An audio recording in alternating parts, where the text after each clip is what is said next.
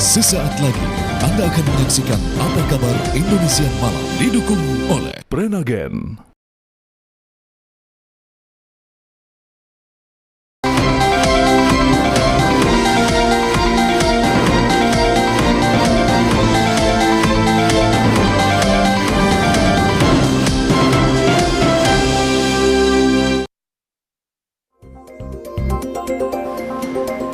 Assalamualaikum warahmatullahi wabarakatuh. Halo, selamat malam pemirsa. Apa kabar Anda hari ini? Seperti biasa, Apa Kabar Indonesia Malam menemani istirahat malam hari Anda. Di Apa Kabar Indonesia Malam hari ini, dialog yang akan saya ajak Anda untuk melihat adalah masih soal putusan MK, Agita dan juga pemirsa.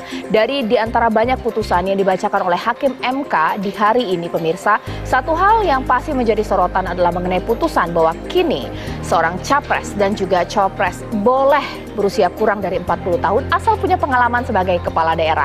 Mungkin sasarannya adalah apakah ini memuluskan langkah Gibran menjadi cawapres, itu dia Agita. Ya, kita juga menarik nanti akan melihat bagaimana kemudian putusan dari MK yang baru saja tadi berakhir ya, sekitar pukul 6 kurang tadi.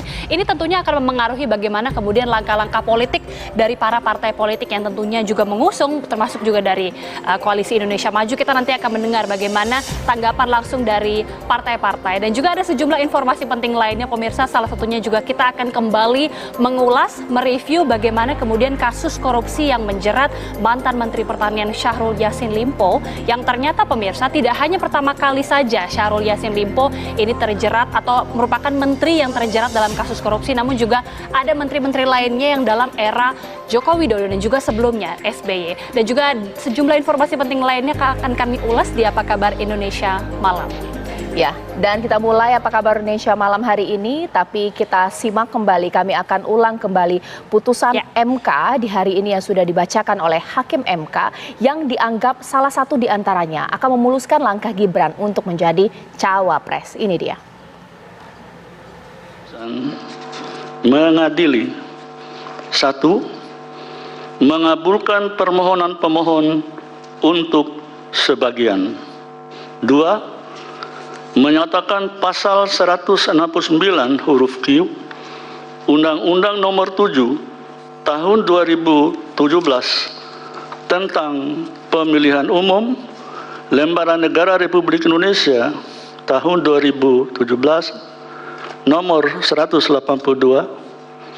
tambahan Lembaran Negara Republik Indonesia Nomor 6109 yang menyatakan berusia paling rendah 40 tahun, bertentangan dengan Undang-Undang Dasar Negara Republik Indonesia tahun 1945 dan tidak mempunyai kekuatan hukum mengikat sepanjang tidak dimaknai berusia paling rendah 40 tahun atau pernah sedang menduduki jabatan yang dipilih melalui pemilihan umum, termasuk pemilihan kepala daerah. Sehingga pasal 169 huruf Q Undang-Undang Nomor 7 Tahun 2017 tentang Pemilihan Umum selengkapnya berbunyi: berusia paling rendah 40 tahun atau pernah sedang menduduki jabatan yang dipilih melalui pemilihan umum, termasuk pemilihan. Ya pemirsa, bagi Anda yang mungkin sedikit bingung Agita, ini sebenarnya banyak sekali putusan yang dibacakan oleh MK hari ini pemirsa. Ada beberapa gugatan pemirsa yang dianggap memuluskan langkah Gibran adalah gugatan dari seorang mahasiswa bernama Almas. Tapi sebelumnya dari pagi hingga siang ada beberapa putusan yang dibacakan justru malah ditolak. Padahal putusan tersebut berasal dari gugatan partai politik khususnya PSI. Ini dia.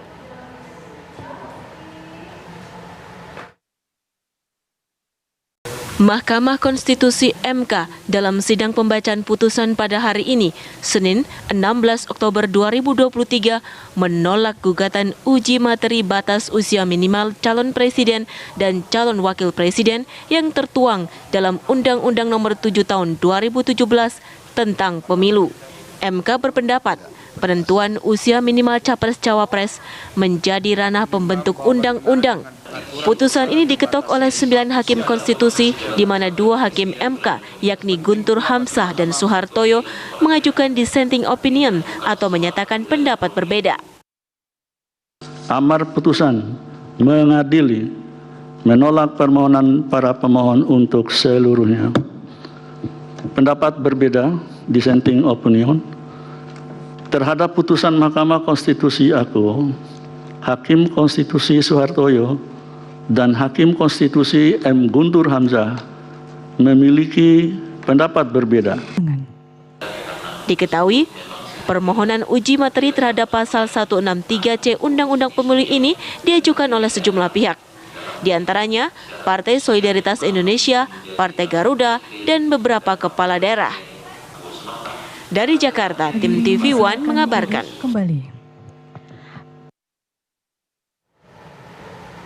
Ya, berbicara soal Gibran Rakabuming Raka, pemirsa, pada hari ini juga Wali Kota Solo, Gibran Rakabuming Raka, ini mendatangi para pendemo yang melakukan aksi di depan Loji Gandrung. Ini merupakan rumah dinas dari Wali Kota Solo.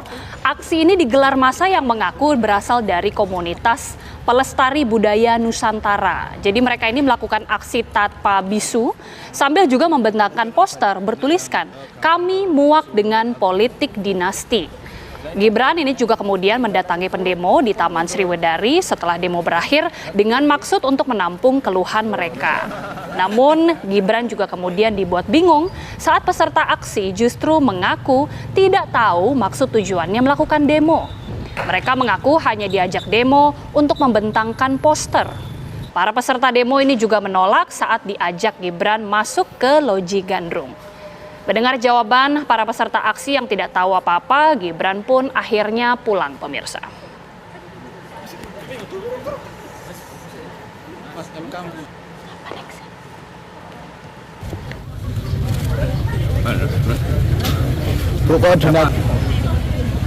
Tulisannya apa, Pak?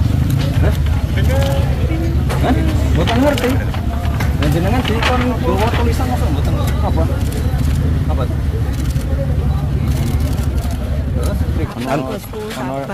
Kan mungkin banyak yang gampang tersulut atau Nah, ini ada ibunya yang ketinggalan, Ibu. Pun kundur. Hah? Laten pun di.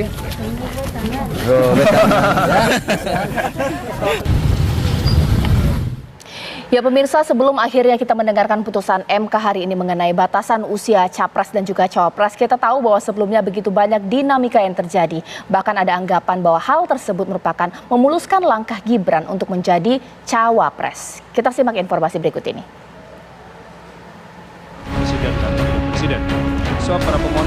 Senin pagi, keputusan Mahkamah Konstitusi dibacakan. Keputusan meloloskan gugatan syarat batasan usia dan pengalaman sebagai kepala daerah sebagai calon presiden dan calon wakil presiden bagaikan jalan tol untuk pemimpin daerah berkontestasi ke tingkat yang lebih tinggi. Keputusan MK syarat minimal berusia 40 tahun atau berpengalaman sebagai kepala daerah baik di tingkat provinsi maupun kabupaten kota. Berdasarkan Undang-Undang Dasar Negara Republik Indonesia tahun 1945 dan seterusnya, amar putusan mengadili: 1. Mengabulkan permohonan pemohon untuk sebagian. 2. Menyatakan pasal 169 huruf Q Undang-Undang Nomor 7 Tahun 2017 tentang Pemilihan Umum Lembaran Negara Republik Indonesia tahun 2017 nomor 182, tambahan Lembaran Negara Republik Indonesia nomor 6109 yang menyatakan berusia paling rendah 40 tahun bertentangan dengan Undang-Undang Dasar Negara Republik Indonesia tahun 1945 dan tidak mempunyai kekuatan hukum mengikat sepanjang tidak dimaknai berusia paling rendah 40 tahun atau pernah sedang menduduki jabatan yang dipilih melalui pemilihan umum, termasuk pemilihan kepala daerah. Sehingga Pasal 169 huruf Q Undang-Undang Nomor 7 Tahun 2017 tentang pemilihan umum selengkapnya berbunyi, berusia paling rendah 40 tahun atau pernah sedang menduduki jabatan yang dipilih melalui pemilihan umum, termasuk pemilihan kepala daerah. 3. Memerintahkan pemuatan putusan ini dalam Berita Negara Republik Indonesia sebagaimana mestinya. Keputusan MK ini bagaikan membuka gerbang peluang putra sulung Presiden Joko Widodo, Gibran Rakabuming Raka, untuk bersanding dengan bakal calon wakil presiden yang akan berkontestasi pada Pilpres 2024 mendatang. Dukungan relawan dan organisasi masyarakat yang memberikan dorongan ayah Jan Etes mengarahkan Gibran agar bersanding dengan Prabowo Subianto. Bahkan spanduk bergambar Prabowo dan Gibran Rakabuming Raka sudah terpampang di area publik. Meski banyak perdebatan, syarat pengalaman dan usia seakan Prabowo tidak peduli, asalkan usulan bacawa pres datang dari kebanyakan masyarakat. Pak, apakah tidak dirasa terlalu muda Pak Gibran sebagai cawapres Pak? Iya, maksudnya kayak pengalaman juga masih minim gitu loh Pak, Mas Gibran ini. Apakah tidak dirasa terlalu muda dan masih... Gimana kalau kehendak rakyat begitu? Ya. Berarti ini kita tidak bicara kehendak elit, tapi ini kalau ada dukungan dari rakyat, Anda sendiri dengar di mana? Ya. Setelah putusan MK dibahas bersama kita. Iya dong, kita tunggu di MK. Sebagaimana diketahui, permohonan uji materi terhadap pasal 169C Undang-Undang Pemilu ini diajukan oleh sejumlah pihak, di antaranya PSI, Partai Garuda, dan beberapa kepala daerah. Pengamat hukum tata negara Zainal Arifin Mohtar menegaskan agar keputusan MK ini berlaku untuk tahun 2029 untuk menghindari politik kepentingan. Biasanya kalau berkaitan dengan batas usia, sesuatu yang bau open legal policy-nya besar, tapi MK kegenitan untuk masuk melakukan putusan, maka pemberlakuannya tidak di tahun ini. Pemberlakuannya itu adalah pemilu berikutnya.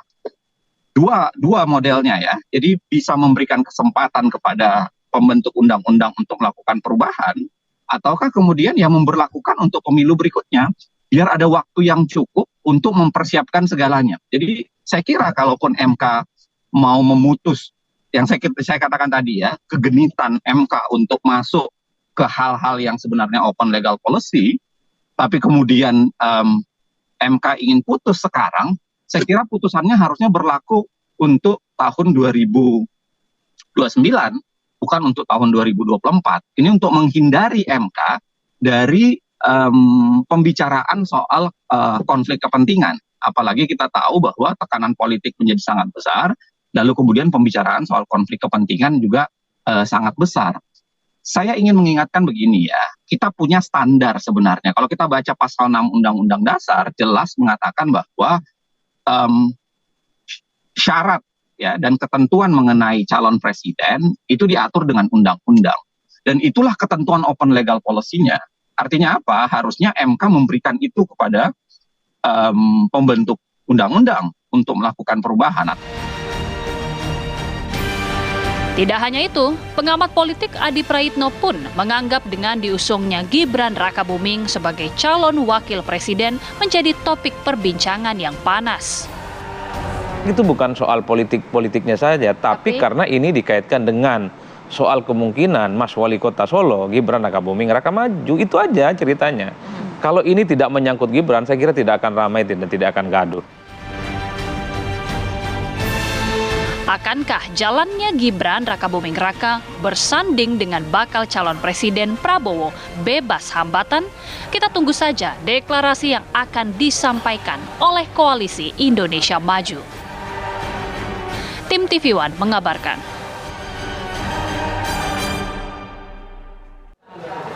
Ya, memang putusan dari MK ini juga menuai banyak pro dan kontra dan juga menuai banyak perbincangan pemirsa. Kita juga termasuk akan menghadirkan bagaimana kemudian tanggapan dari Menko Polhukam Mahfud MD mengenai putusan MK dan juga terkait dengan Gibran Rakabuming Raka. Berikut ini.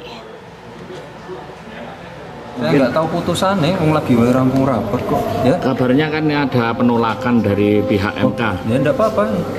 Kalau keputusan MK ya tanya MK. Ya. Mungkin tanggapan dari Mas Gibran sendiri tidak ada tanggapan. Saya nggak ngikuti loh, dari tadi kan rapat. Karena saya yang mengira bahwa ini adalah... Nah makanya jangan mengira-ngira, itu loh ya. Jangan mengira-ngira, jangan menuduh-nuduh, jangan demo. Habis demo saya samperin, nggak tahu demonya apa. Nah, itu loh ya. Tapi tadi Pak Wali clear ya, wes aja bahas MK terus ya. Satu lagi Pak Wali. MK itu putusannya ya di MK, tanya orang MK, tanya penggugatnya atau tanya ke pakar hukum. Pak, kan sempat muncul isu Mahkamah Keluarga. Tanggapan Pak Wali sekarang terhadap mereka yang munculin tentang Mahkamah Keluarga. Tidak perlu dipleset-plesetkan seperti itu, nanti warga resah. Apapun kalau putusan MK itu kan mengikat, ya silakan kita tunggu aja apa putusan yang mengikat seperti apa itu nunggu kira-kira mungkin 1 atau 2 jam lagi. Pokoknya kita harus siap dengan apapun putusan MK itu. Ya, sesaat lagi juga pemirsa Apa Kabar Indonesia Malam akan masih juga mendiskusikan tentang topik hangat ini bersama Caca Anissa dan juga sejumlah narasumber. Ya, nanti kita akan lihat dari sisi hukum tata negara, bahkan dari sisi dinamika politik pemirsa, apakah benar putusan MK di sore hari ini memang untuk memuluskan langkah Gibran menjadi cawapres entah untuk Ganjar atau juga Prabowo. Sesaat lagi. Sampai tahun 2000. Ya pemirsa, Mahkamah Konstitusi mengabulkan pemilihan umum batas usia capres-cawapres yang diajukan oleh mahasiswa UNS yang bernama Almas Sakibiru. Permohonan A ataupun permohonan Erman Safar, Emil Dardak, dan lain-lain. Almas di mana pada putusan menolak karena ada ambiguitas soal penyelenggara negara. Sedangkan di permohonan Almas, yakni yang berusia paling rendah 40 tahun atau berpengalaman sebagai kepala daerah baik di tingkat provinsi ataupun kabupaten kota. Dalam putusannya yang mengabulkan sebagian ada sedikit perbedaan antara petitum permohonan dengan 40 tahun atau pernah sedang menduduki jabatan yang kepala daerah. Lalu akankah putusan MK yang meminang Gibran sebagai bacawa pres di Indonesia malam hari ini? Dan berikut mari kita dengar putusan lengkap yang dibacakan. Mengadili. 1. Mengabulkan. 2. Menyatakan pasal 169 huruf Q Undang-Undang Nomor 7 Tahun 2017 tentang Pemilihan Umum Lembaran Negara Republik Indonesia tahun 2017 nomor 182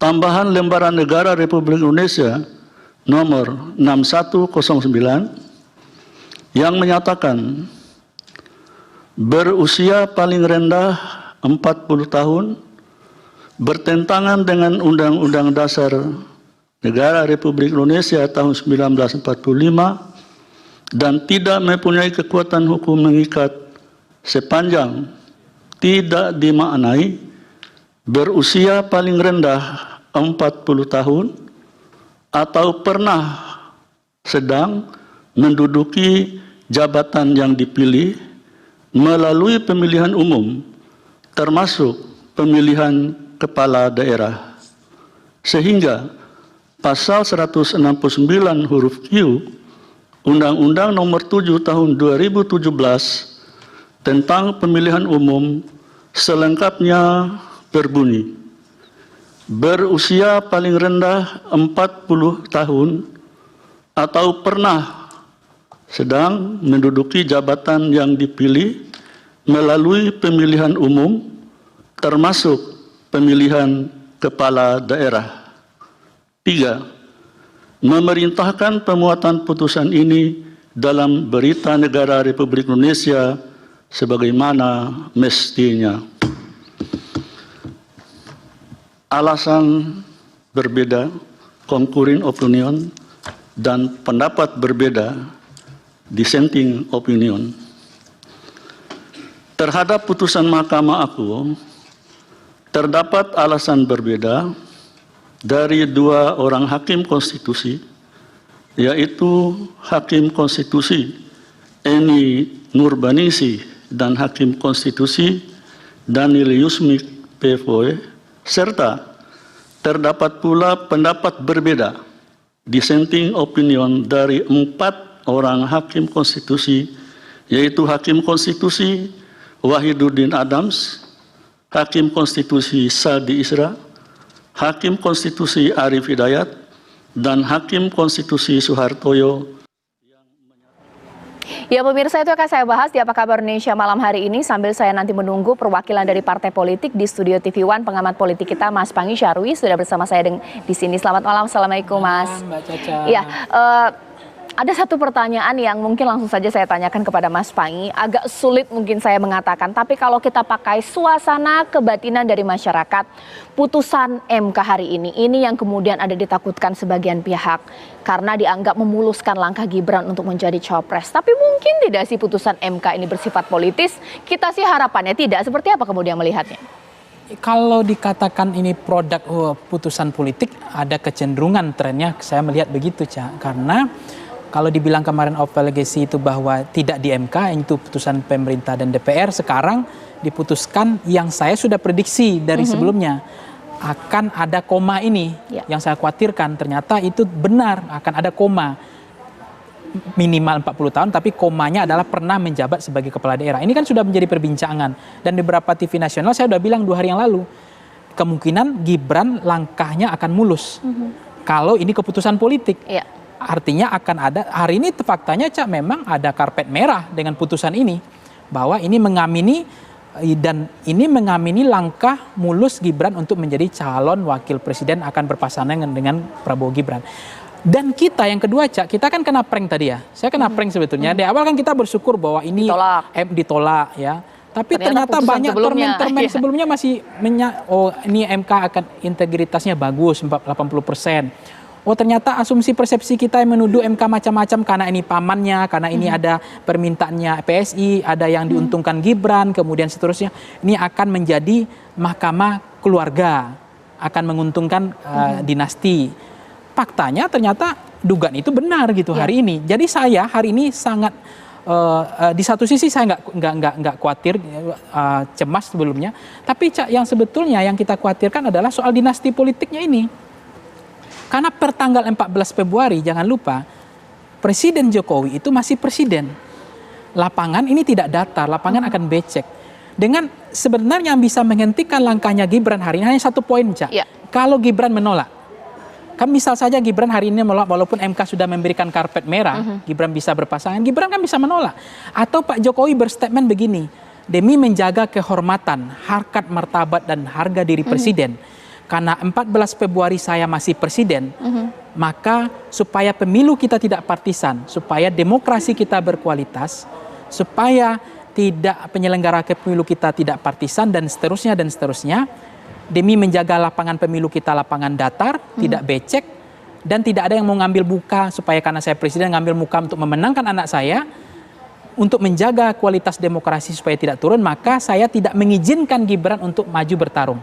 Karena saya masih menjabat sebagai presiden. Artinya kan Gibran bisa berhenti karena tidak mendapat restu dari Pak Jokowi. Tapi bisa saja kemudian Gibran sendiri yang menolak. Tapi kalau ini tidak ada ditolak dan semuanya, itu artinya mengamini bahwa Pak Jokowi memahami momentum politik, kapan harus menang, kapan harus maju, dan ini juga mengamini selama ini bahwa ada desain, bahwa ini adalah untuk membuka menyuburkan dinasti politik, dan ini terbukti faktanya memang padahal putusan MK yang kita harapkan adalah melawan itu. Tapi itu faktanya tidak terjadi. Mas Panggi, kalaulah sekarang kita lihat ini mungkin lebih berimbang ya, karena saya masih menunggu narasumber saya untuk mengimbangi dialog kita ini, jangan ada subjektivitas. Kita lepaskan dulu isu ini dari Gibran. Misalnya kita lihat bahwa itu dilakukan di 2029 atau sebelumnya. Seorang cawapres atau capres di usia di bawah 40 tahun punya pengalaman kepala daerah. Cukup tidak? Layak tidak? Atau jangan-jangan kamu masih kosong? Seperti itu mungkin demo masyarakat di hari ini ya, seperti apa? Ya, ini kan memang 40 tahun ini kan bukan ujub-ujub ya, Cak ya. Ya. Kenapa muncul angka 40 tahun? Angka kedewasaan, yang berpikir jernih, tidak emosional. Tentu berpikir sangat hati-hati, tidak reaksioner dan seterusnya. Jadi munculnya angka 40 itu bukan tiba-tiba ada asbabun nuzulnya. Nah, tiba-tiba kemudian open legacy bahwa ini adalah sebetulnya di pemerintah dan DPR kemudian dialihkan ke MK dan ditambahkan pasal berpengalaman punya rekam jejak terrekod sebagai kepala daerah atau pemimpin yang dipilih secara langsung. Dianggap itu memenuhi kriteria itu. Saya sebenarnya kalau pasal ini yang kita munculkan, ini kan pasal yang terkesan frasa diksinya ini adalah pasal yang cenderung kepada DNA politik gitu. DNA politik ini yang memaksa kenapa harus ada PSI, kenapa harus ada Gibran, kenapa harus tuduhan itu tidak boleh mengarah kepada Pak Jokowi. Jadi kalau saya kepikir harusnya karena kalau itu pasal minimal 40 tahun selesai, itu harusnya tidak perlu ada koma lagi, harusnya begitu idealnya. Karena emosional ya, kemampuan seorang yang usia 40 tahun itu bukan kemampuan yang tidak teruji gitu. Jadi kemampuan mereka untuk mengatasi problem masalah dan terkesan bahwa Gibran tidak matang misalnya nanti atau usia 40 tahun ini, menurut saya usia yang tidak menjadi hal yang tidak penting, tetapi penting gitu. Tapi kalau 37 tahun ya, apalagi yang pernah, kan semua keluarga Pak Jokowi ini baik jadi bupati, jadi gubernur, itu kan selama Pak Jokowi jadi presiden. Belum pernah ketika menang Gibran atau Bobi atau yang lain menang ketika Pak Jokowi nggak presiden, itu baru fair, berarti teruji gitu. Tapi kalau misalnya masih ada presidennya, kemudian mereka maju, masih menang, menurut 40 tahun itu menjadi penting menurut saya gitu. Nanti saat lagi pemirsa, saya akan tanyakan apa yang mungkin ada di benak oleh masyarakat. Pasti dengan adanya putusan ini, yang pertama adalah apakah putusan MK membuat akan diberlakukan di 2024, mengingat berapa hari lagi nih pendaftaran pemirsa. Dan nanti pertanyaan kedua saya akan tanyakan kepada Gerindra khususnya. Dengan putusan MK, gimana nih Gerindra? Sikat langsung Gibran sesaat lagi di Apa Kabar Indonesia Malam.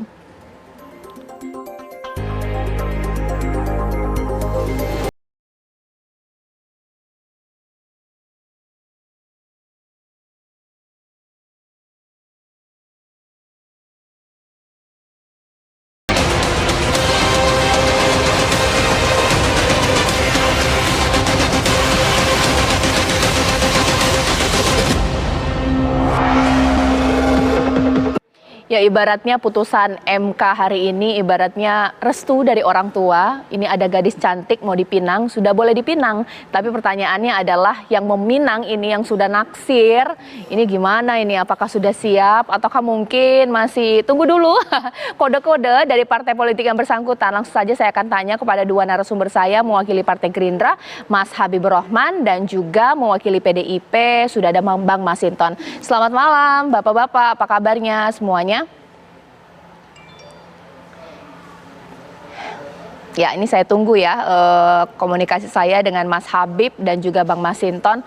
Mungkin langsung saja ya saya tanya kepada Mas Habib karena saya sudah mendengar nih komunikasi saya dengan Mas Habib. Mas Habib, tadinya ada di Pulau Gadung ya, di program sebelumnya berbincang, tiba-tiba kemudian tidak bisa dan bergerak menuju ke Kertanegara ya.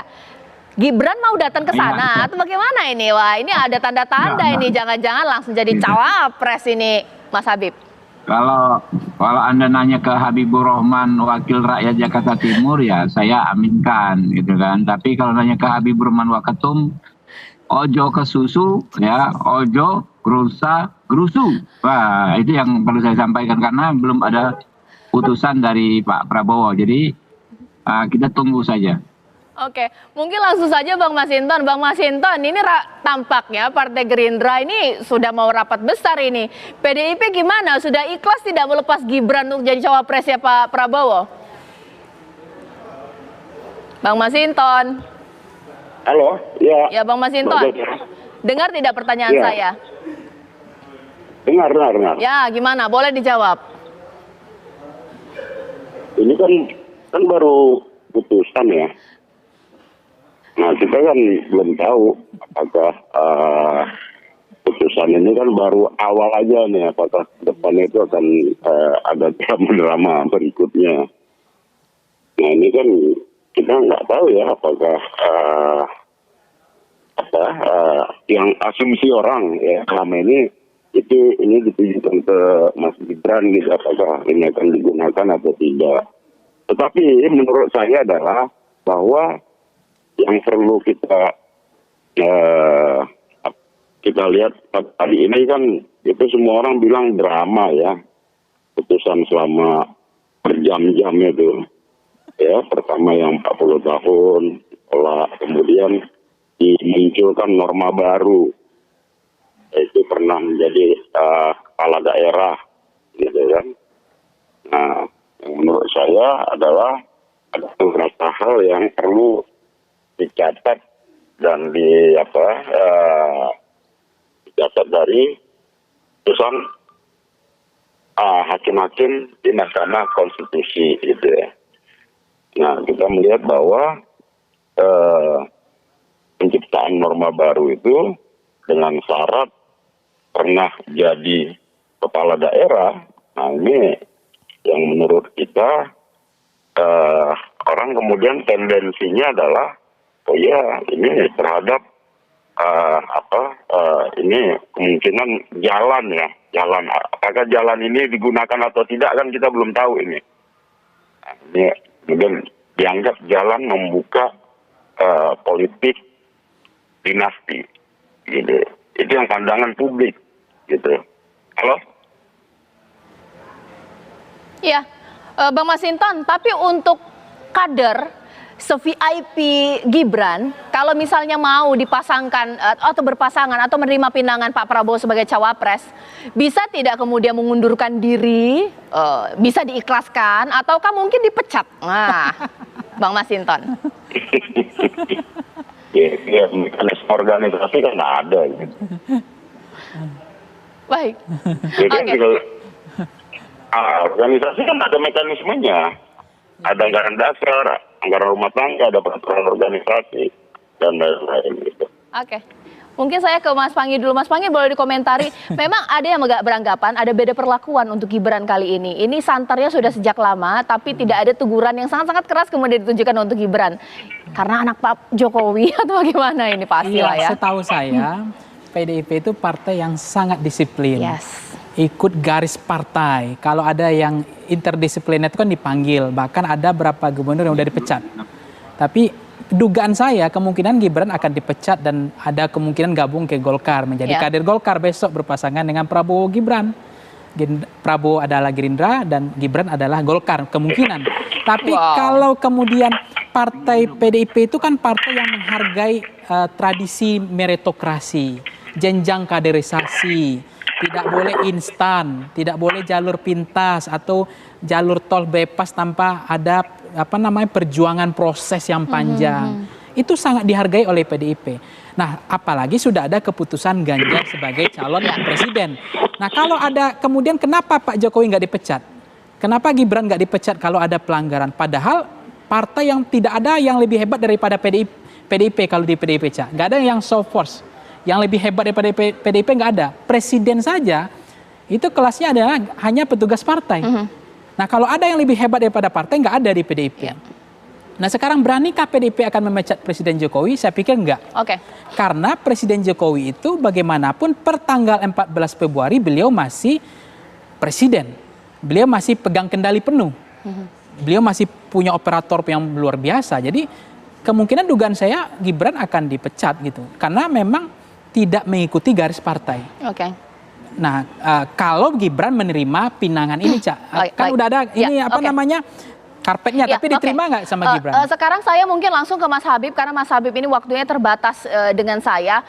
Mas, kalaulah memang kemudian Gerindra ini positioningnya adalah memang mendukung untuk sosok-sosok muda menjadi cawapres, apakah memang ini kemudian ingin ditonjolkan kepada masyarakat Gerindra juga koalisi bahwa politik dinasti itu hal yang memang menggiurkan? Kalaulah memang tidak seperti itu, kenapa Gerindra tidak menggugat hal tersebut jauh sebelum Gibran sebagai kepala daerah? Ketika Gibran anak presiden jadi kepala daerah, langsung kader dari Manggarai kemudian melayangkan gugatan. Mas Habib.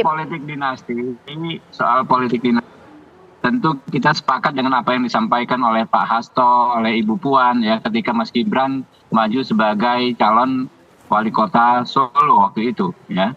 Dikatakan ini kan jabatan yang diperebutkan melalui pemilu, rakyat yang akan menilai. Jadi bukan jabatan eksekutif yang ditunjuk. Nah, kalau di Amerika kan acuannya ya, misalnya ada klan Kennedy itu banyak keluarganya menjadi politisi tapi tidak disebut dinasti. Kenapa? Karena aturannya ya jelas bahwa seorang pejabat eksekutif tidak bisa menunjuk kerabatnya untuk menduduki jabatan eksekutif yang ditunjuk tertentu di selama mereka menjabat. Artinya jelas ya, ini tidak termasuk politik dinasti. Yang kedua ya, kami di perkara ini, di perkara uji materi ini kan hanya sebagai pihak terkait PT secara teknis.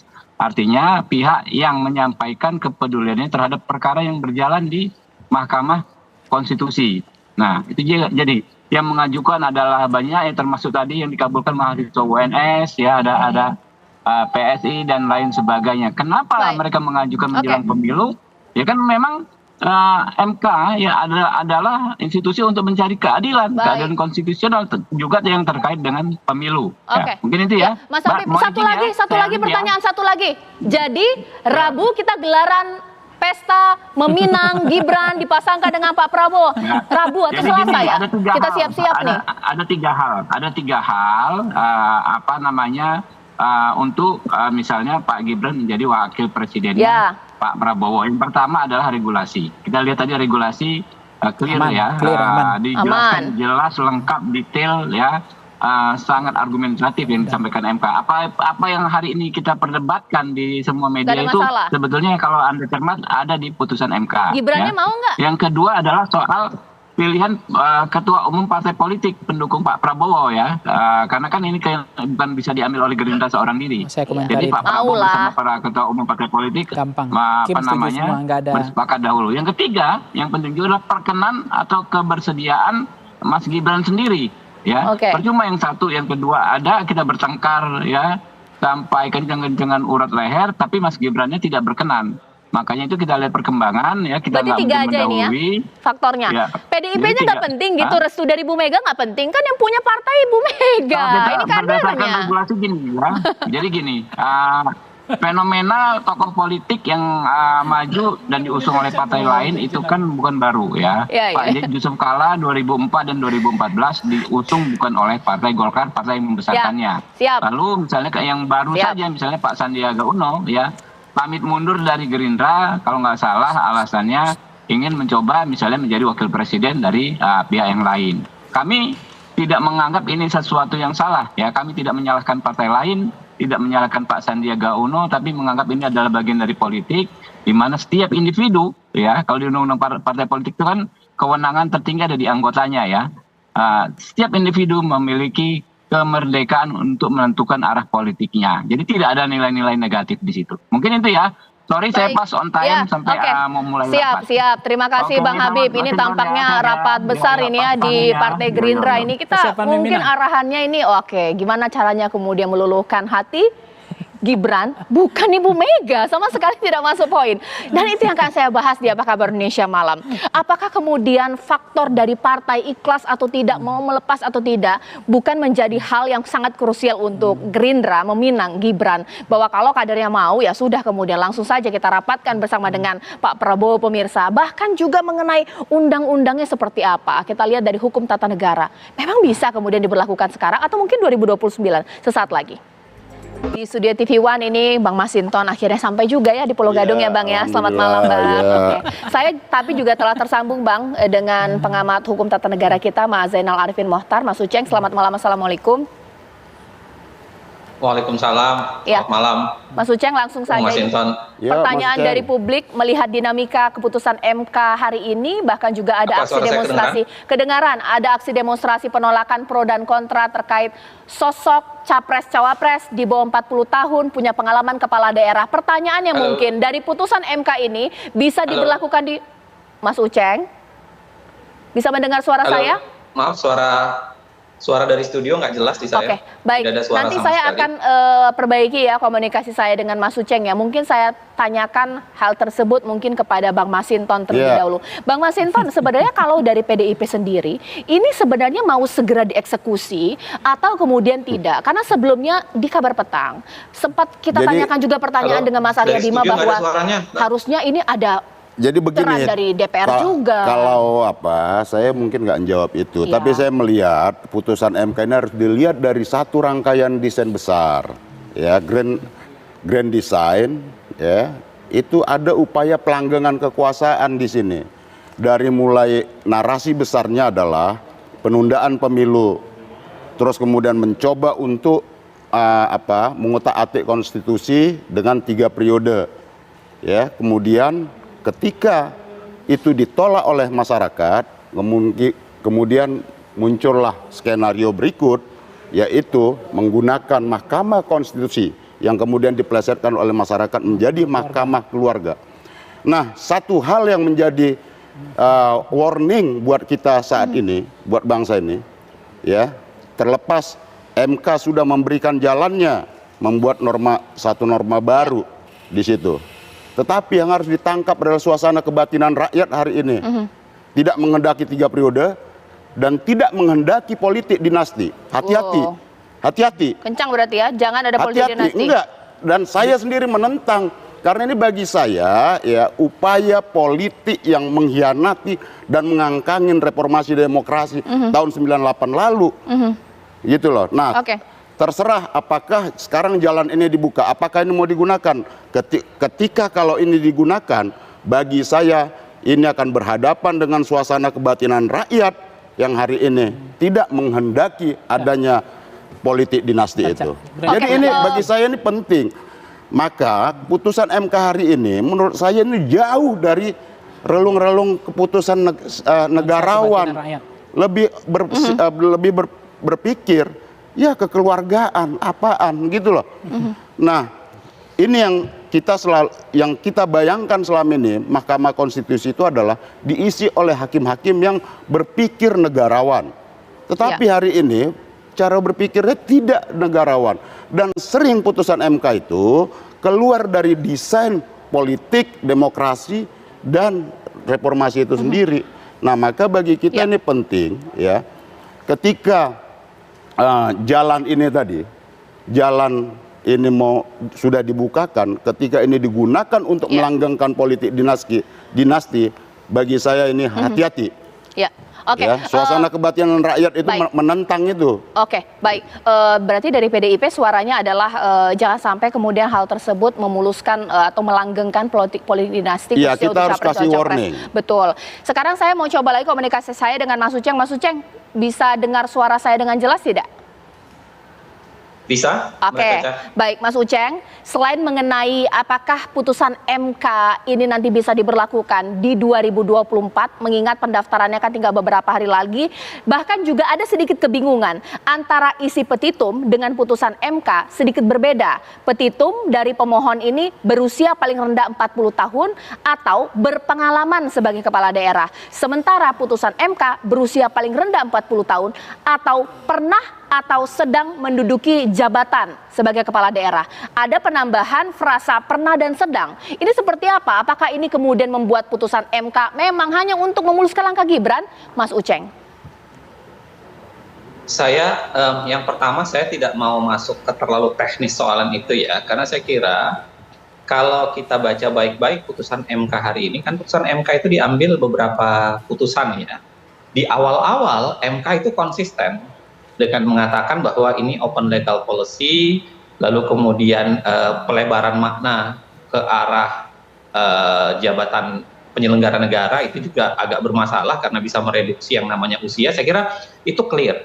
Nah, memang di putusan terakhir ini yang tiba-tiba aneh gitu, dan dugaan saya tolong bukan sekedar dugaan ya, tapi tolong dibaca baik-baik dissenting. Ada 4 dissenting, dan dissenting itu menurut saya menarik sekali. Saya membaca 4 dissenting mulai dari Wahiduddin Adam, lalu kemudian Saldi Isra, lalu kemudian Arif Hidayat dan Pak Soehartoyo. Itu sebenarnya bukan menceritakan kelemahan rasio legis dari putusannya.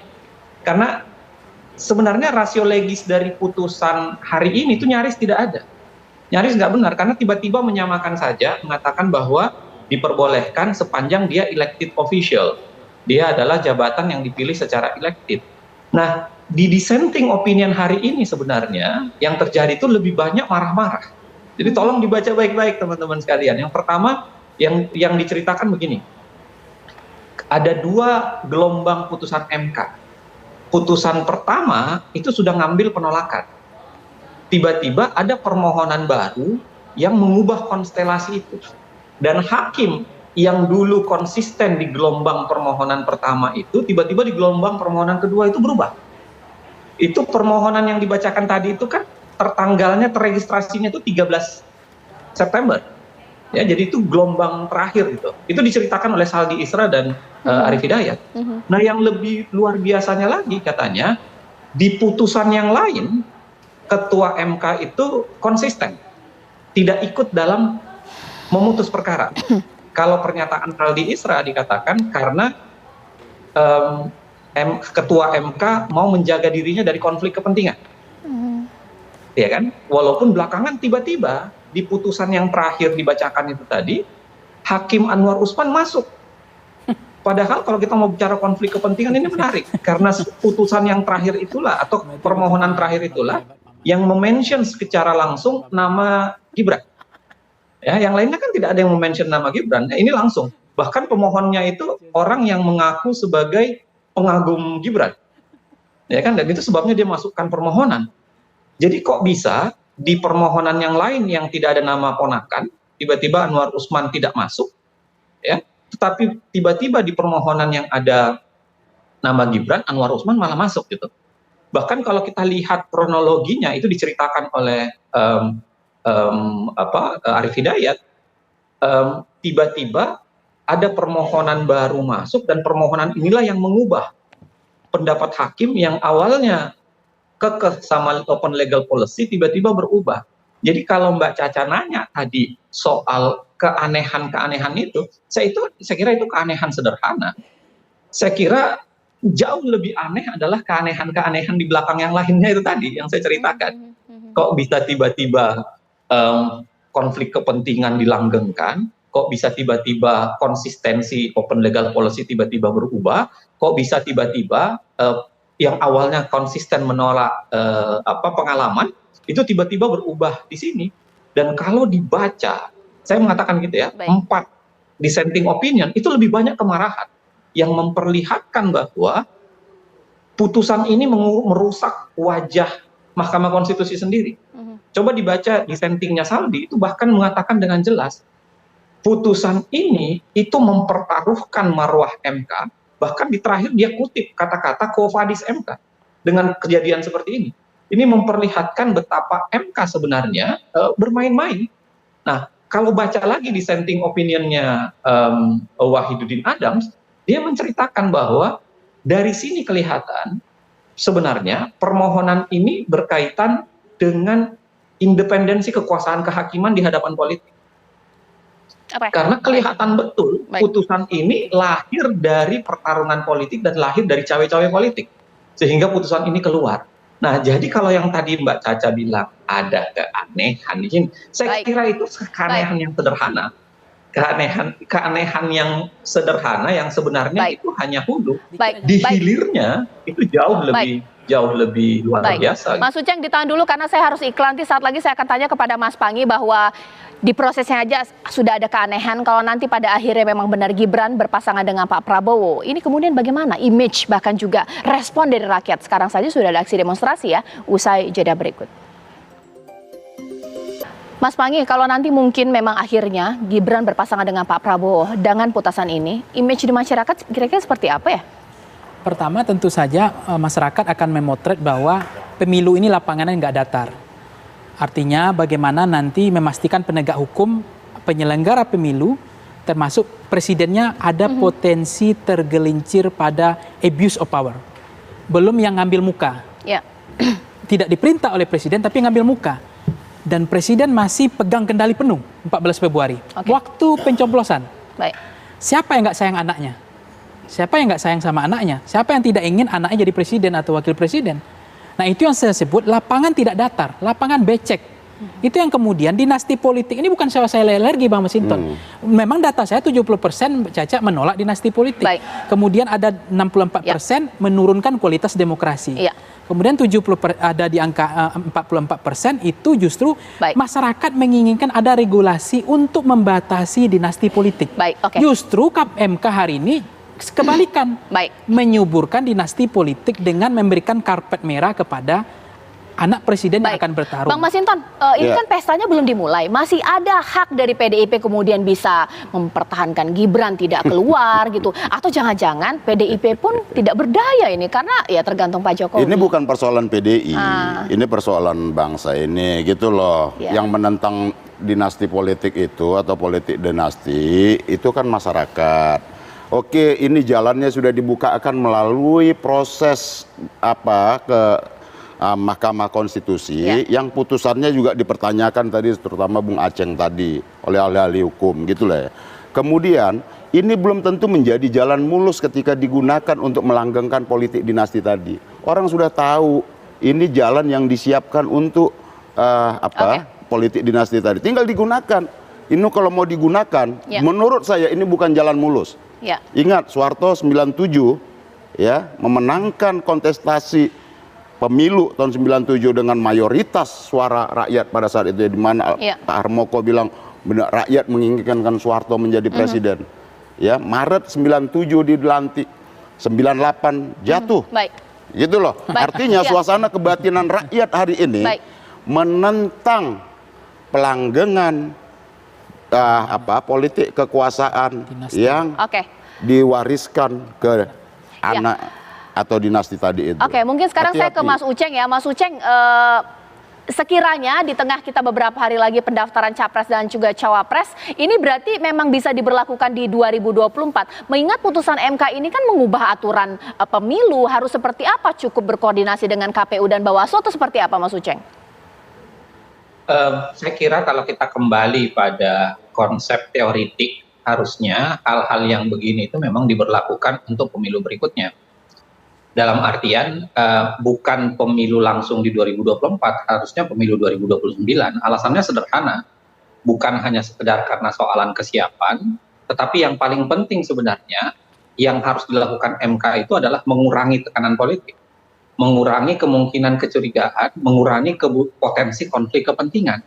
Dan karenanya harusnya putusannya itu diberlakukan tidak untuk sekarang, tapi diberlakukan untuk pemilu 2029. Kalau itu dilakukan, saya kira seketika berbagai persoalan yang terjadi di wilayah itu tidak akan terjadi, atau kecurigaan publik berkaitan dengan itu, termasuk dugaan konflik kepentingan misalnya ketua MK, itu tidak terjadi. Nah, tetapi saya lihat karena tidak diatur sama sekali, jangan-jangan seperti yang terjadi di putusan KPK. Dalam artian ketika Nurul Gufron masuk mendaftar, itu diberlakukan secara langsung untuk Nurul Gufron. Nah, dugaan saya jangan-jangan begitu. Putusan ini kemudian dipaksakan untuk masuk sekarang, sehingga mau tidak mau harus mau untuk menyiapkan karpet buat Gibran yang akan mendaftar. Masalah mau daftar atau tidak itu soal lain. Masalah bahwa akan digunakan karpetnya atau tidak itu soal lain. Bahkan KPU kan sudah siap sebenarnya untuk mengubah konsepsi dan peraturan ya, untuk menyesuaikan dengan putusan MK. Itu sudah dinyatakan oleh Ketua KPU. Yang anehnya berbeda dengan perlakuan KPU ketika bicara soal keterwakilan perempuan. Nah, tapi apapun itu saya kira yang sedang dipertaruhkan bukan hanya soalan sederhana soal mau digunakan 2024, mendaftar, KPU mau menyesuaikan atau tidak. Saya kira bukan sesederhana itu. Kita sedang mempertaruhkan yang namanya proses demokrasi di Republik ini. Putusan MK, dan itu diamini oleh para hakimnya sendiri, beberapa hakimnya, mengatakan bahwa MK terlalu jauh masuk ke dalam urusan yang seharusnya adalah dilakukan oleh legislator, dilakukan oleh lembaga-lembaga proses legislasi yang harusnya dipilih secara demokratis. Dan artinya MK melibatkan dirinya atau menjerumuskan dirinya ke arah juristokratif, di mana putusan soal demokrasi itu diambil oleh juris.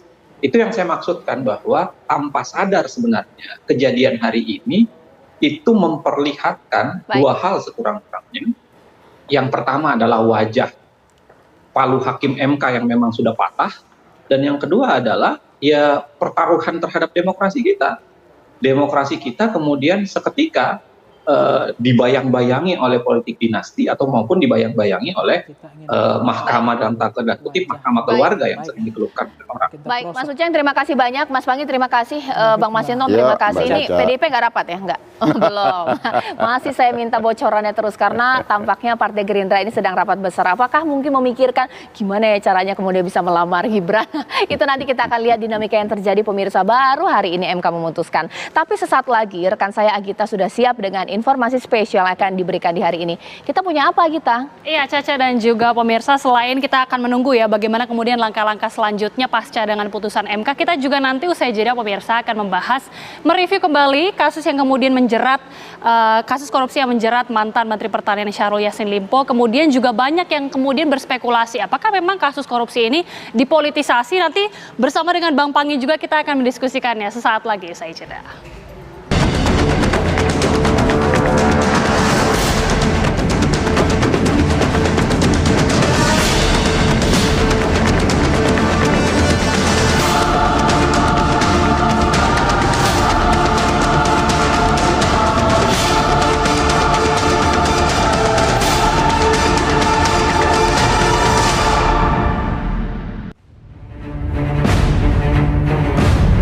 Mantan Menteri Pertanian Syahrul Yassin Limpo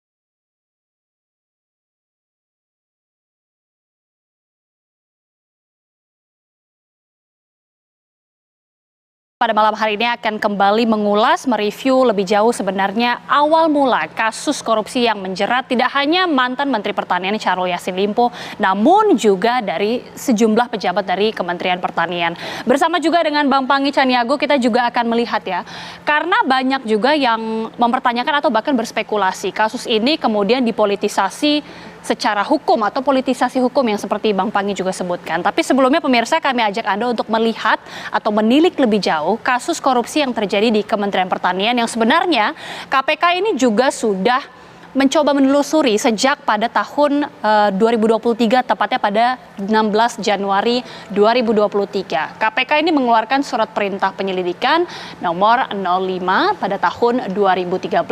Selanjutnya juga ada terdapat 3 klaster korupsi yang kemudian ditelisik oleh Komisi Pemberantasan Korupsi. Di antaranya adalah pemerasan terhadap pejabat Kementan, kemudian juga perbuatan melawan hukum, dan juga mutasi jabatan. Pemirsa, ini yang kemudian terus-menerus diselidiki dan juga bersama dengan KPK di internal Kementerian Pertanian.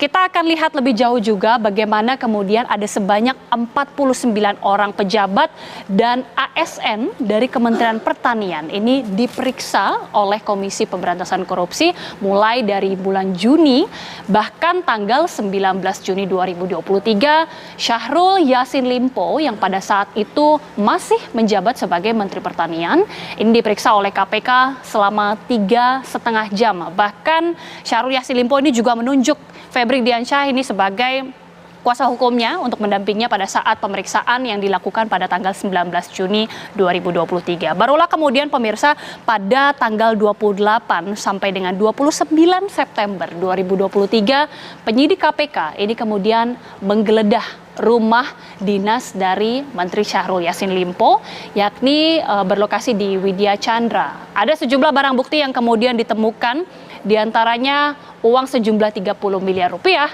kemudian juga ada cek senilai 2 triliun rupiah, termasuk juga adanya senjata 12 pucuk ini langsung diserahkan ke Barreskrim Polri untuk pemeriksaan lebih lanjut, dan juga ada beberapa dokumen-dokumen lainnya terkait dengan data elektronik. Barang bukti yang juga ditemukan di kantor Kementerian Pertanian diantaranya adalah beberapa dokumen dan bukti-bukti elektronik ini terkait dengan tindak pidana yang kemudian juga dilakukan oleh sejumlah pejabat Kementerian Pertanian, pemirsa. Kita juga akan melihat bersama bagaimana juga kasus di Kementan ini, yang itu pada tanggal 28 September 2023, penggeledahan Menteri SYL ini dilakukan juga sebelumnya. Menteri SYL ini melakukan kunjungan dinas di Almeria, Spanyol, saat penggeledahan di Kementerian Pertanian ini dilakukan. Pada saat itulah sempat sangat viral karena memang Menteri SYL ini bahkan sempat dikabarkan hilang, tidak diketahui keberadaannya, bahkan beberapa pejabat-pejabat lainnya itu sudah pulang kembali ke Indonesia. Namun Syahrul Yassin Limpo ini dinyatakan hilang pada saat penggeledahan sudah dilakukan KPK di rumah di Jagakarsa maupun juga dilakukan di Kementerian Pertanian. Kembali dilakukan penggeledahan oleh KPK pada tanggal 1 sampai 2 Oktober 2023, pemirsa. KPK juga menggeledah rumah di Jagakarsa dan Bogor, dan hasilnya ditemukan kembali ada 400 juta rupiah di rumah Jagakarsa. Artinya sudah ada sejumlah tempat yang sudah dilakukan penggeledahan oleh pihak KPK. Kemudian juga dari kuasa hukum Syahrul Yassin Limpo, yakni Febri Diansyah dan Rasa Mala Aritonang, kemudian juga menjalani pemeriksaan. Pada tanggal 2 Oktober 2023, pemeriksaan ini dilakukan oleh kedua kuasa hukum dari Syahrul Yassin Limpo di KPK selama 6 jam lamanya. Selanjutnya pemirsa, pada tanggal 4 Oktober 2023, rumah Syahrul Yassin Limpo di Makassar, Sulawesi Selatan digeledah langsung juga oleh penyidik KPK.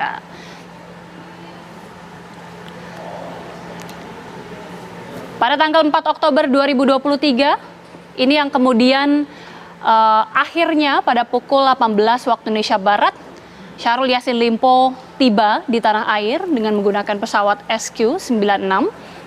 Yang kemudian dari situ SYL juga tidak langsung ditahan begitu ya. Bahkan masih sempat berkunjung ke Nasdem, kemudian juga mengadakan pertemuan bersama dengan Presiden Joko Widodo di Istana. Tanggal 5 Oktober 2023 diperiksa di Polda Metro Jaya sebagai saksi atas laporan dugaan pemerasan oleh pimpinan KPK. Disitulah kita juga sempat mengetahui bahwa memang ada pelaporan langsung juga dari Syahrul Yassin Limpo adanya dugaan pemerasan oleh Ketua KPK Firly Bahuri. Ini yang kemudian menjadi pertanyaan juga. Saya langsung tanyakan ke Bang Panggi. Rangkaian kasus dari Syahrul Yassin Limpo ini sepertinya banyak yang berspekulasi ya. Dipolitisasi secara hukumkah? Pengamat politik melihatnya bagaimana? Ya, sebenarnya aroma amis politisasi hukum atau tidak, selalu kan dua mazhab itu bertentangan terus. Seolah kalau penegak hukum kayak KPK selalu melakukan bahasa bahwa ini murni penegakan hukum. Ya. Kemudian yang bahasa yang lain ada yang mengatakan bahwa ya saya tidak bersalah, bahwa ini aroma amis politiknya lebih kental. Andaikan misalnya Syahrul Yassin Limpo tidak di Nasdem misalnya, atau di Golkar, atau di partai lain. Di partai lain, di luar Nasdem lah pokoknya. Di luar Nasdem intinya ya. Apakah nasibnya akan berlaku sama dengan kasus seperti ini? Akan dialami hal yang sama atau tidak? Kan itu juga pertanyaan publik kan. Nah, makanya orang ada juga mengatakan menteri ini semuanya ada celahnya, ada dosanya, tinggal menunggu tanggal mainnya. Dipercepat atau diperlambat. lama. Nah, kadang-kadang posisi politik itu bisa menentukan dia dipercepat atau diperlama, kan begitu. Nah, ini yang kemudian politisasi hukum seringkali, hukum itu kan harusnya di atas, kekuasaan dan realitas kekuasaan di bawah. Nah, itu yang idealnya begitu. Tetapi kan kemudian di bypass bahwa realitas kekuasaan itu di bawah kehendak hukum. Jadi hukum di bawah, di bypass kekuasaan yang di atas. Sehingga DNA pemberantasan korupsi cenderung kepada like or dislike-nya pada soal kemudian partai-partai yang dianggap berseberangan tidak sesuai dengan selera kekuasaan atau agenda kekuasaan, itu yang lebih duluan untuk diparkirkan gitu. Jadi aroma amis ini memang tercium sekali yang seperti Bang Panggi katakan. Kalau misalnya partai-partainya ini berseberangan, artinya bisa ada politisasi hukum. Bahkan juga tadi kita lihat, jangan-jangan bisa melibatkan instansi-instansi lain seperti dugaan pemerasan yang dilakukan oleh Ketua KPK. Ya, ini kan kelihatan betul ya ketika ada perlawanan pemerasan, kemudian langsung Kapolri bilang Kapolda ya akan melakukan penyelidikan terhadap pemerasan. Artinya itu kan perlawanan terhadap Ketua KPK-nya yang dianggap distrust. Kemudian yang menarik sebenarnya Mbak Gita, ketika Syahrul Yassin Limpo sampai di tanah air, itu kan bisa bertandang ke Nasdem. Kemudian bayangkan ya, bisa bertemu ke istana, disambut oleh Presiden dan itu berdiskusi selama 1 jam. Masih ya? Itu kan ada perlakuan istimewa yang luar biasa. Apakah memang Pak Yassin Limpo ini adalah anak yang paling diistimewa atau anak yang paling istilah anak kesayangan atau apa, saya nggak tahu kan. Tetapi biasanya yang sudah kalau sudah misalnya menghilang atau udah di luar negeri, begitu sampai di bandara, langsung jemput paksa. Ingat nggak kasusnya Pak Edi ya? Iya, Pak Edi Prabowo ya. Di Prabowo kan langsung dikenakin rompi orange. Langsung jemput paksa pada saat berada di bandara. Langsung ditarik. Kalau yang ini malah masih bisa dulu ke Nah, ini kan dulu. keistimewaan yang luar biasa. Apakah ada deal-deal lain? Apakah ada kompromi lain? Atau ada yang harus dibereskan? Jadi ini yang kemudian terkesan betul bahwa ya penegakan hukum kita belum murni agenda kekuasaan, agenda penegakan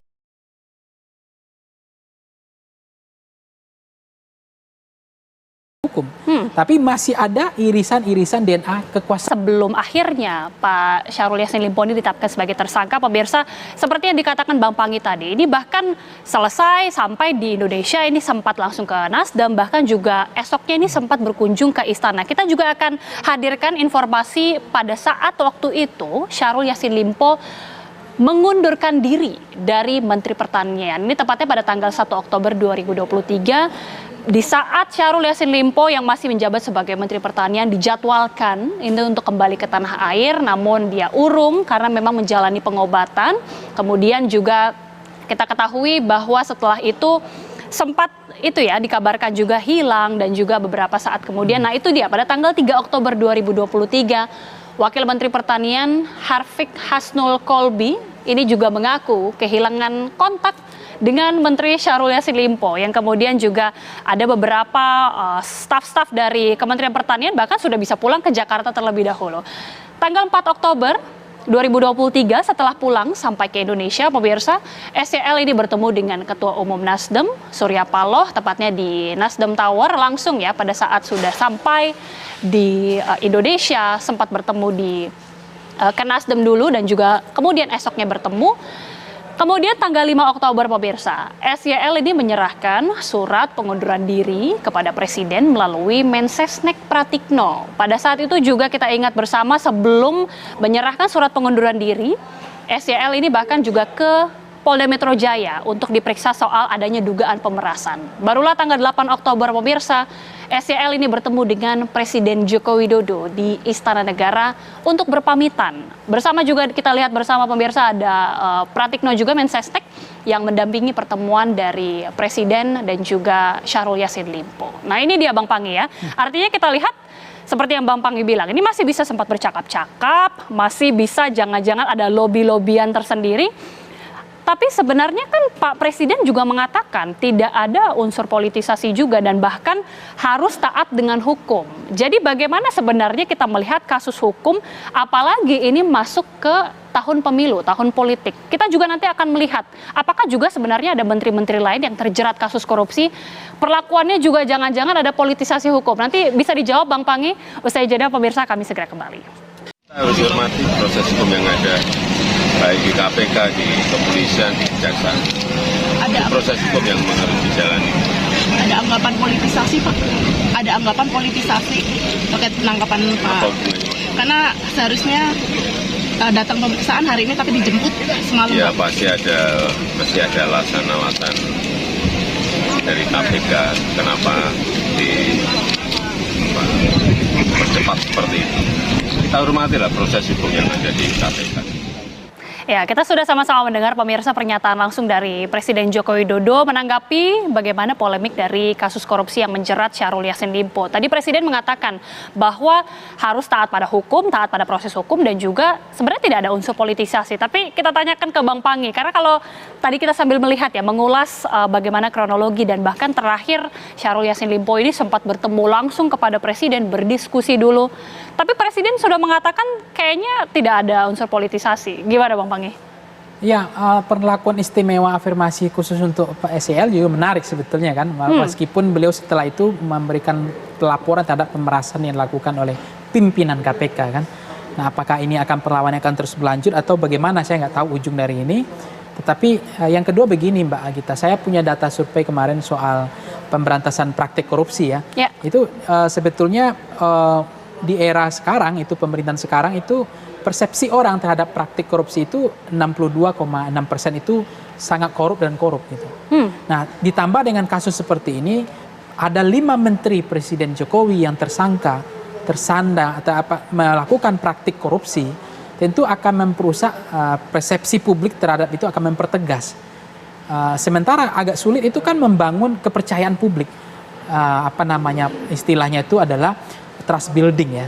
Itu bagaimana memulihkan ruang kepercayaan publik terhadap pemerintahan. Trust itu kan mahal. Itu yang paling sulit sebetulnya. Dan dengan praktek korupsi ini tentu akan membuat trust publik makin turun kan gitu. Nah, kemudian bersih dari korupsi misalnya hanya 35% bersih dari korupsi pemerintahan sekarang. Tapi ada di angka 44,5% pemerintahan sekarang tidak bersih dan sangat tidak bersih. Nah, terakhir adalah data ini penegakan hukum. Penegakan hukum di konteks sekarang sangat buruk itu 44% dan buruk, dan sangat baik ada di angka 40%. Nah, terakhir ada pemberantasan korupsi di konteks pemerintahan sekarang, itu adalah 40% sangat baik, tapi ada di angka 46% buruk dan sangat buruk dalam pemberantasan korupsi. Oke, itu tadi dari sisi bagaimana pemberantasan korupsi dan juga dari sisi penegakan hukum yang kemudian bagaimana kemudian di benak masyarakat. Tapi kita akan ajak pemirsa untuk melihat kembali profil dari Syahrul Yassin Limpo yang sebenarnya ini memang sudah ditunjuk langsung oleh Presiden Joko Widodo untuk menjadi Menteri Pertanian. Ini sedikit profilnya pemirsa. Lahir di Ujung Pandang 16 Maret 1955, ini menjabat, ini sebenarnya sudah dari tahun 2019, tepatnya pada tanggal 23 Oktober hingga sekarang. Kita ingat bersama tentunya Syahrul Yassin Limpo ini cukup vokal dalam berbagai isu terkait dengan Kementerian Pertanian atau tentang pertanian. Sebelumnya, beliau ini menjabat sebagai Gubernur Sulawesi Selatan selama 2 periode. Dan juga sebelumnya lagi Wakil Gubernur Sulawesi Selatan dan waktu itu juga sempat mengawali karir di kepala daerah yaitu Bupati Goa, Sulawesi Selatan selama 2 periode. Ini adalah sekilas dari profil Syahrul Yassin Limpo. Bang Panggi, kita juga akan lihat bagaimana kemudian harta kekayaan dari Syahrul Yassin Limpo. Pemirsa, kita hadirkan berikut ini. Harta kekayaan dari Syahrul Yassin Limpo berdasarkan LHKPN pada tahun 2022. Angkanya begitu fantastis, ini pemirsa bisa saksikan bersama. Karena memang kita ketahui ya, waktu itu pada saat menjabat pertama kali menjadi Menteri Pertanian, kita juga sudah melihat sederet profil-profil dan juga pada saat beliau ini menjabat sebagai kepala daerah untuk di beberapa daerah. Sementara itu juga tanah dan bangunan ada sebanyak 16 buah. Kita hadirkan juga bagaimana kemudian kekayaan dari Syahrul Yassin Limpo. Bang Panggi melihat profil dan juga kekayaan laporan LHKPN dari Syahrul Yassin Limpo. Ini kan tadi mungkin pertanyaan dari atau pernyataan dari Bang Panggi ya. Sebenarnya mungkin menteri-menteri baik yang sudah terjerat kasus korupsi ataupun yang sementara ada dugaan-dugaan ini ada aja dosa-dosanya. Tapi tinggal menunggu waktunya saja. Kalau dari Syahrul Yassin Limpo sendiri, Bang Panggi melihatnya track recordnya sendiri seperti apa? Ya, kalau kita membaca Mbak Gita ya, track record beliau dari 94 pernah menjadi bupati Goa 2 periode, kemudian naik menjadi wakil gubernur 1 periode, kemudian menjadi gubernur 2 periode, terus menteri. Sebenarnya kalau ketemu kekayaan tadi 20 miliar ya, itu kan dikit banget itu menurut saya gitu. Maksudnya bersih banget ini pemerintahannya. Beliau tidak melakukan kongkong-likong atau melakukan tindak pidana praktik korupsi. Tapi itu LHKPN. Iya, karena harta resmi kan. Ya. Nah, tetapi dengan konteks sekarang adalah ini adalah rekam jejak beliau kan selama ini aman-aman saja, bersih lah dari, dan beliau adalah pejabat yang mulai dari bawah kan, tidak ujuk-ujuk tiba jadi menteri gitu. Nah, ini yang menarik sebetulnya kalau kita mencermati KPK ini, kalau mencermati negara-negara komparasi negara lain, itu kan kalau ada LKPN-nya sudah mencurigakan misalnya, atau ada yang tiba-tiba lonjatan harga kekayaan itu fantastis, signifikan. Itu kan langsung pembuktian terbalik kan, langsung ditangkap, habis itu dibuktikan hartanya itu dari mana sumber-sumbernya. Kalau tidak bisa dibuktikan berarti harta ini adalah harta tindak pidana korupsi. Nah, kita kan tidak seberani itu, makanya ada undang-undang masuk prolegnas sekarang ada 22 undang-undang dari DPR dan pemerintah, 32 prolegnas, prioritas salah satunya adalah rancangan undang-undang perampasan aset kan. Karena bagi koruptor, ya mohon maaf, kalau masuk penjara itu nggak ada khawatir, nggak ada takutnya. Ya kita tahu lah penjara pejabat kan. Nah tetapi kalau dimiskinkan, kalau asetnya diambil, nah itu tentu mereka khawatir. Nah sampai sekarang kan rancangan undang-undang aset perampasan aset itu jangankan jadi undang-undang prioritas Mbak, dibahas aja enggak. Karena takut anggota DPR atau pejabat itu akan menjadi ibaratnya ya, senjata makan tuan. Selanjutnya juga kita akan mengajak bersama pemirsa untuk melihat sebenarnya ada juga sejumlah menteri-menteri dari periode presiden-presiden lainnya yang juga pernah terjerat kasus korupsi. Kita mulai dari era Ibu Megawati Soekarno Putri terlebih dahulu. Kita hadirkan pemirsa deretan menteri-menteri yang terjerat kasus korupsi. Ini dia pemirsa, Rohmin Dahuri, Menteri Kelautan dan Perikanan, korupsi dana non-budgeter, kerugian negara ini bahkan mencapai 31,7 miliar, vonisnya 7 tahun penjara dan juga denda 200 juta di tingkat pertama. Kemudian juga 4,5 tahun penjara di tingkat MA. Ini merupakan Menteri Kelautan dan juga Perikanan pada era pada Presiden Megawati Soekarno Putri. Selanjutnya juga ada Menteri Kesehatan Ahmad Sujudi yang terjerat kasus korupsi pengadaan alat kesehatan. Vonis 2,3 tahun penjara dengan denda 100 juta rupiah. Berikutnya juga pemirsa kita hadirkan kembali Hari Sabarno yang merupakan Menteri Dalam Negeri, korupsi pengadaan mobil damkar, kerugian negara 97,2 miliar, vonis 5 tahun penjara dan juga denda 200 juta rupiah. Dan berikutnya di era Presiden Susilo Bambang Yudhoyono ada juga sejumlah kasus korupsi yang menjerat menteri di kabinetnya. Bahtiar Chamsyah yang merupakan Menteri Sosial, kasus korupsi pengadaan 6.000 mesin jahit, kerugian negara pemirsa 33,7 miliar rupiah dan vonis 1,8 tahun penjara dengan denda 50 juta rupiah. Ini merupakan Menteri Sosial dan juga kita ingat bersama yang kasusnya cukup besar, Menteri Kesehatan Siti Fadilah Supari. Nah ini dia merupakan ada Andi Malarangeng juga pemirsa yang merupakan Menpora. Dan juga ada kasus korupsi yang juga melibatkan Menteri SDM Pariwisata yakni Jero Wacik. Dan juga masih ada satu lagi yaitu Menteri Agama Surya Dharma Ali. Ini adalah deretan menteri-menteri pada era Ibu Megawati dan juga SBY dan juga sekarang korupsi di era Presiden Joko Widodo kita hadirkan. Idrus Marham, Menteri Sosial, kita ingat juga ini merupakan sekjen dari Partai Golkar. Dan juga Imam Nahrawi yang merupakan Menpora. Suap dan hibah KONI. Edi Prabowo, Menteri Kelautan dan juga Perikanan, yang ini merupakan juga berasal dari Partai Gerindra yang tadi kita bahas ya Bang Pange ya. Dan juga ada Juliari Batubara, Mensos dari PDIP.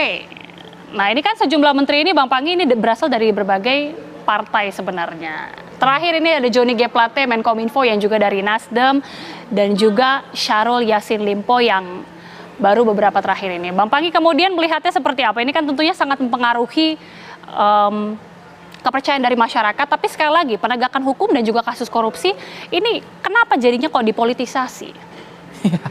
Itu kemudian yang kita kalau ingin memang penegakan hukum itu tanpa pandang buluh ya, penegakan hukum setegak-tegaknya, tegakkan hukum meski besok pagi langit runtuh, kan itu prinsip sekali dalam penegakan hukum kita. Tapi kadangkala aroma amis politisasi hukum itu selalu dibaca. Misalnya begini, kok ada ketua umum partai dipanggil ke kejaksaan, kemudian dijadikan sebagai saksi. Terus ketika partainya berubah haluan, kasusnya nggak diperiksa lagi. Nah kan itu ada. Saya nggak mau sebut namanya, nggak semua partai itu, semua orang dia tahu kan. Nah ada juga tiba-tiba ketika bergeser pindah ya partai, posisi partai, tiba-tiba dipanggil di Kapolri, dipanggil di KPK. Oke. Padahal di posisi sebelumnya nggak dipanggil tuh. Mudah-mudahan tidak ada lagi untuk seterusnya, apalagi ini memasuki era tahun politik. Kita tidak mengharapkan adanya politisasi dari penegakan hukum maupun dari kasus korupsi. Tapi terima kasih sekali lagi Bang Panggi Caniago sudah bergabung bersama kami di Apa Kabar Indonesia Malam. Wah, lengkap ya bahasan kita hari ini ya Gita ya. Kita bahas dari semua sisi. Tapi memang hukum yang kemudian mendominasi di Apa Kabar Indonesia Malam hari ini. Pemirsa, tanpa terasa kami harus menutup Apa Kabar Indonesia Malam untuk hari ini. Saya Caca Anissa dan saya Gita Mahlika mengucapkan terima kasih atas kebersamaan Anda di Apa Kabar Indonesia Malam, dan sesaat lagi akan hadir program Fakta bersama Tiara Harahap untuk membahas bagaimana kemudian konflik di Palestina yang semakin hari semakin mengkhawatirkan. Terima kasih pemirsa. Sampai jumpa.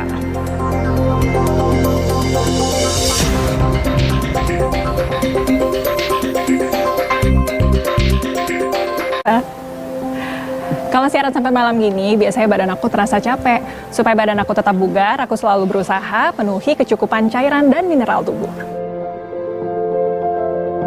Nah, makanya aku selalu minum Le Mineral yang diambil dari sumber mata air pegunungan dengan kandungan mineral esensial seimbang yang berkualitas.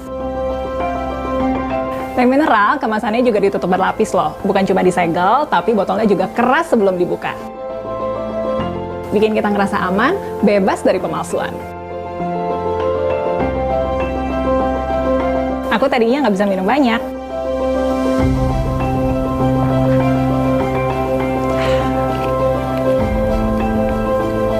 Tapi beda kalau minum Le Mineral, rasanya enak, nggak bikin enak. Jadi kalau harus tugas keluar lapangan, aku juga nggak perlu khawatir kalau harus beli air mineral di mana aja. Kamu juga jangan lupa rutin minum Le Mineral ya.